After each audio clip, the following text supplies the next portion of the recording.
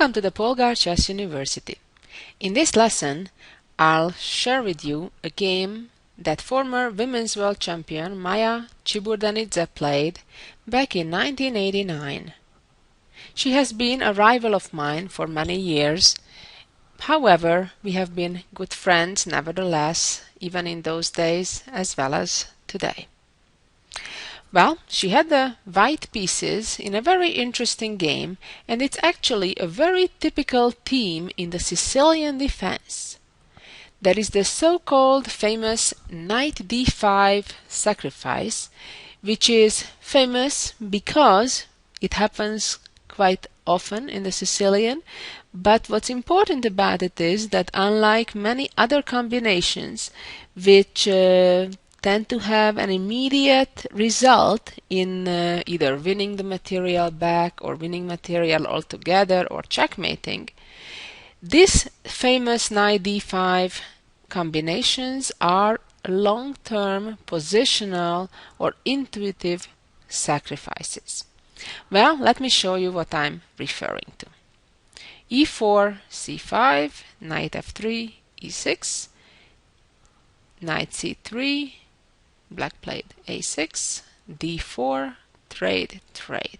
This is the so-called Paulsen variation, which is one of the popular lines even today in the Sicilian. Black played queen c7. As you can see, black delays playing d6, keeping the option open of developing the dark squared bishop out on that diagonal, for example, to b4 or sometimes even to c5 or d6. And here Maia played g3, which is considered a solid line, but as you can see, nevertheless, it can lead to attacking aggressive game anyway. In this position, black normally would develop either one of the knights to f6 or c6, or the bishop to b4. In this game, Maia's opponent chose to try to solve the problem of the bishop on c8, which is clearly the problem child as of how to activate it ideally. Well, black thought he was very smart and solves the problem before the white bishop would get to g2. It's true that that bishop got to develop, but remember, black had to spend 2 moves to accomplish that, and the cost was that black's king side remained undeveloped, in fact, totally undeveloped, and the black king got stuck in the middle of the board. And as you shall see, that's what black will pay for. White castled. So far, white plays very normal, natural, and logical developing moves. Finally, black played d6, trying to get the knight out to d7. If instead black in this position would play knight f6, white would follow up with bishop g5, immediately targeting the knight, as if now black plays bishop e7, pawn takes. It's too dangerous for black to capture back with the bishop because of another typical Sicilian sacrifice. This one is a concrete one though. After knight takes, pawn takes back, knight takes, attacking the queen. As you can see, everything is working beautifully for white as clockwork.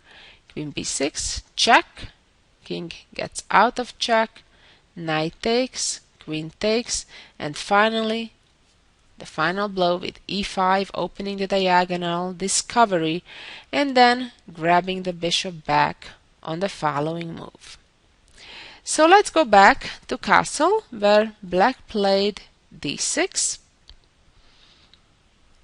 and white responded with rook e1. Rook e1 is a certainly natural move, and in this particular case, concretely, it makes a whole lot of sense in view of our theme for this lesson. In this position, black played knight d7, developing, but as you can see, still delaying the development of the king side. That's certainly a very, very risky approach. White played a4, making sure black will not castle to that part of the board. If black right now keeps the queen side closed, white's plan was similar to what we shall see in the game, and sacrificing the knight just for one pawn. Well, not quite just for one pawn, because also the black king will have serious troubles in getting castling in this game. So the actual game continued with pawn takes, rook takes, and knight f6. So in this position things look pretty normal, except that black is missing a move or two to play bishop e7 and then to castle. And as you shall see, black will never get to accomplish that. And here, in addition to developing white's last undeveloped piece, the bishop from c1, white can do better. And white has this typical but still impressive move, knight d5.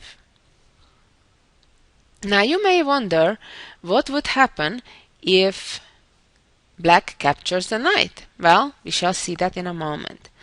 What would happen on the other hand if black would not capture the knight? Let's say move the queen to c8. Well, in that case, white would simply trade knights first and then play rook b4 with ideas that are rook takes bishop and then pawn advancement to e5. So black has also quite big difficulties even in this case. For example, if black now plays d5, trying to create his own discovered attack towards white's rook, white would immediately sack the rook and then take on d5. Now we can see already the troubles that black is facing with the pawn on e6, and knight d5 would lose outright after yet another pretty combination. As you can see, black is in all kind of pins. Of course, white could play c4 here simply using the pin on the knight, or even more powerful is to make another temporary sacrifice and then play bishop d5. And it's clear that black's position is falling apart on all ends. However, as they say, the test of the pudding is to try it, and when we translate that to chess, the test of every sacrifice is, what if they accept it? And that's exactly what black did. Oftentimes the reason why people like to accept a sacrifice, because then, at least as compensation for their difficulties, or being on the defensive side of things, at least they have material advantage. Well, that's what black did here, captured the knight, and white captured back with a discovered check. Now black is in a difficult situation. Certainly they could block the check, for example with a knight, but then white would immediately win the piece back while still maintaining some initiative. Although, knowing what happened in the game, the recommendation is that this was still black's best approach. But let's see what happens if black stingily tries to hang on to that extra piece, even with the cost of giving up the right to castle for the rest of the game. Well, now the knight jumps into this knight outpost on c6. Of course, black could move out of the check, but it certainly wouldn't look very attractive from black's perspective. Black captured the knight, the pawn captured back, and black's knight jumped to b6, attacking white's rook. Let's evaluate what happened so far in the game. White has developed quickly, while black stayed behind development a tiny bit, and that allowed white a typical knight sacrifice on d5 with the goal to strip black from the right of castling.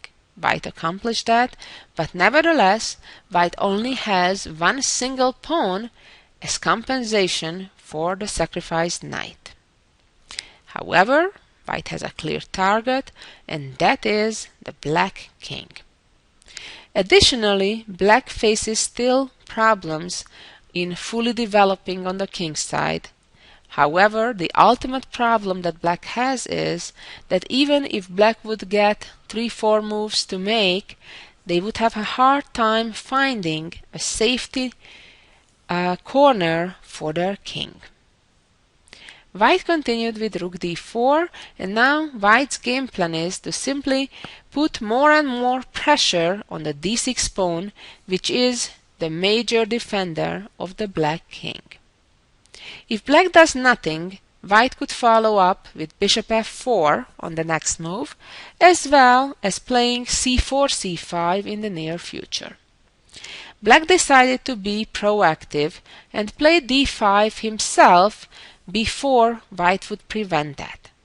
The idea of the move is, on one hand, to open the diagonal for Black's bishop, on the other hand, to disconnect White's bishop from g2 towards the c6 pawn, so therefore now Black is attacking White's pawn on c6. And now c4. White has to play aggressively, making sure the attack will continue. Now White is threatening to capture the pawn on d5, and then of course if those two pawns, the c6 and on d5, would get connected, Black's game would be completely hopeless. Also, Black is unable to capture the pawn on c4 for probably various reasons. White could play bishop d5 now, pretty powerful, or even rook takes d5, or simply just capture the free knight due to the pin. So Black played queen c6, thinking that now at least that annoying pawn is gone, and White will have a more difficult time to create or to proceed with the attack.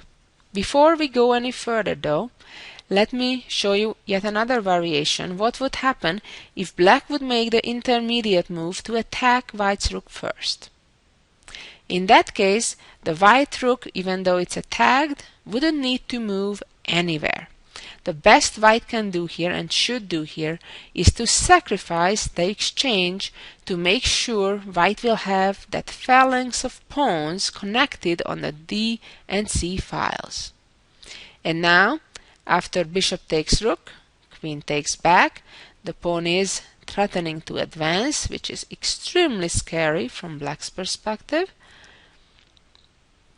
Although what we need to also state in this position that Black is up a rook for only 2 pawns. So if Black would successfully block those pawns, Black could be doing okay. But reality is that the white pieces are too active. The white bishop is about to come to f4 or g5. The bishop on g2 is wonderfully supporting White's connected pass pawns, and also the white queen and rook are ideally located. However, let's see a few more moves. What would happen if Black right now plays rook e8? White captures on e8. And now, if knight takes, then White would play bishop f4. After knight d6, White has various good options, but the best of them all is to grab the pawn on g7, and then the queen will have numerous threats to check the Black king, which is very, very unpleasant for Black. Or, alternatively, if in this position Black captures the rook with the king, then White is ready to push the pawn, and this leads to a very elegant variation.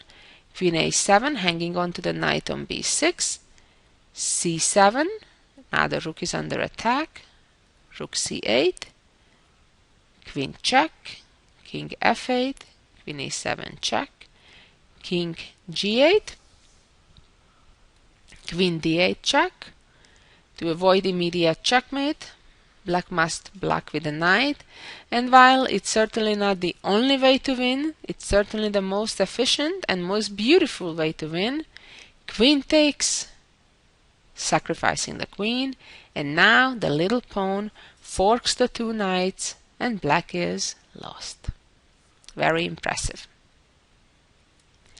So let's go back to the position after c4, where black chose to capture the pawn as I mentioned earlier, and white captures on d5.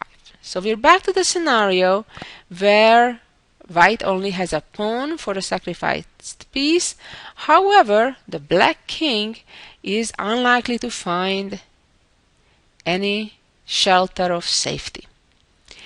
After cd5, the queen is attacked. Of course, if the queen moves to d6, trying to block white's d-pawn, then the bishop would come to f4, chasing the queen away. So therefore the queen had to go elsewhere, and that meant that white's d-pawn is ready to advance further. This is the decisive moves that make sure white's light-squared bishop gets into the game and with a tempo by attacking black's rook. Of course, black can play various moves here. The game continued with rook b8, but trust me, black is in trouble regardless where the rook goes. Let's see, for example, what would happen if instead of rook b8, the rook would have gone to c8. Well, in that case, white would advance the d-pawn even further, renewing threats towards the e8 square. Knight captures. Now the problem is, even though white lost the pawn, but the white rook and queen on the d-file became very powerful. That knight that just captured a pawn on d7 ended up in a pin, and white can immediately follow it up by playing bishop to h3, attacking the knight a third time, queen b5, which protects it, and now comes bishop g5, another powerful move which the queen cannot capture because then white would checkmate in two moves after rook captures knight. f6, blocking the check. It's true that saved the king, but it opened up the e6 square for white's rook. The problem now is that the rook is about to capture black's knight on b6, which is crucial in the defense of black's knight on d7. And remember, as long as the d7 knight is in a pin, it won't be able to recapture.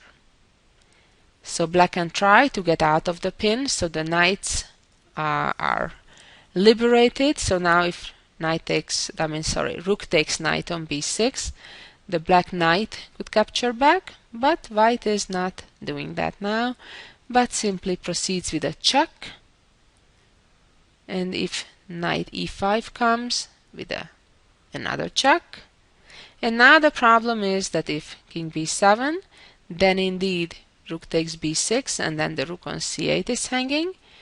Or if black blocks the check with the queen, then a pretty impressive move,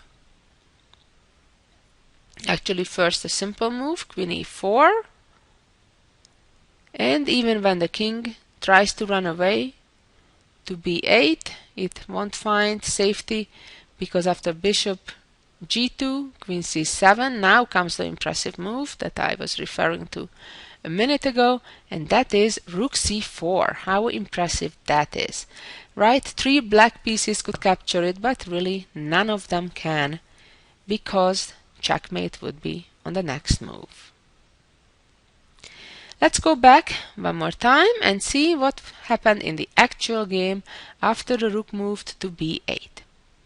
White gets the final piece into the attack. You can see how all the white pieces, including or very much so the d6 pawn as well, are part of the attack, while as you can see the black rook in the corner on h8 as well as the bishop on f8 are pretty much passive participants, spectators of the game. So even though black is up a knight or up a piece, it is black who has 2 valuable pieces out of play and not being actively able to participate in the game. So therefore white's attack is overwhelming here. Black continued with knight b back to d7, And White's response was to improve the position of the queen. On one hand, this move protects the pawn on b2, but more importantly, it opens up the first rank for White's rook to get to c1, which can be important in chasing away Black's queen. And another important part is that the queen oftentimes can appear on a5, attacking Black's king. And here Black played h6, which has been noted as an error by several annotators, although it's hard to find anything really good for Black. For example, if rook c8, White would have the elegant tactic of sacrificing the rook. If queen takes as planned, the queen a5 check is deadly. Or if in this position, after rook c8 and rook c4, Black moves the queen back, rook takes, king takes, check, king b8, and queen c3, with again a winning attack for White. And after king d8, queen c3, with a deadly position for Black. Or if the king would go to b8, then White could proceed with rook c6. And you can see how the Black king doesn't have any pieces defending other than the queen, and when a queen is the only piece in front of a king, that usually ends up in losing the queen sooner or later. Let's go back, and in this position, instead of h6, the recommendation is to play queen b6 as the best defense, but even then Black's position is not enviable. After rook c4, for example, queen takes b2, queen a5 check, queen b6, and now bishop b2, then the bishop will appear on that very a5 square with a very powerful position. For example, if bishop d6, rook c6, White is indeed forcing this exchange so that the white bishop can appear on a5, and Black will lose significant material again. And finally, let's get back to the game itself, which continued with h6, rook c1, queen b6, and queen c3. Now we can see already how White is threatening with queen c7. Black is in major trouble. And even after Black played knight e8, amazingly, White continues with queen c7, still sacrificing the queen, takes back. Now if the king goes to c8, then White checkmates right away by capturing Black's rook, promoting to a queen or rook. So the king moved in the actual game to e8, when the game continued with check. And now capturing the pawn, the rook with the pawn, knight b8, check again. And now when it seems that it's still gonna be a long endgame, White does not capture Black's rook, but an unexpected check from the side ends Black's torture. A beautiful, beautiful attacking game by Maia Chiburdanidze. And also a very typical example for the famous intuitive sacrifice with knight e5 in the Sicilian. If you're an e4 player and play the open Sicilian, it's certainly a very important idea for you to remember. And now let's see the jewel of the week. This beautiful endgame was composed by Lancia back in 1950, and actually this is only the end of the composition, so there was a whole lot more beautiful things earlier as well. But let's just focus on this position. It's White to move, and your task is try to figure out how White can save this completely hopeless looking game. Good luck, and come back to listen to the answer in about 10-15 minutes. Hopefully by then you'll have the right answer. And here it is. The answer: rook f8 check. What's that? But that's putting the rook on pre. The knight can capture it. Very true. If the king would move to h7, that would be simple. Then we just make a pin and it's a draw. Okay, but knight captures rook. What did we achieve with this? Well, amazingly, we're achieving draw. By giving up yet a second piece, the game ends with stalemate. I hope you enjoyed this beautiful endgame as much as I did, and be back next week for some more chess brilliancy and chess knowledge. So long until then. Bye bye.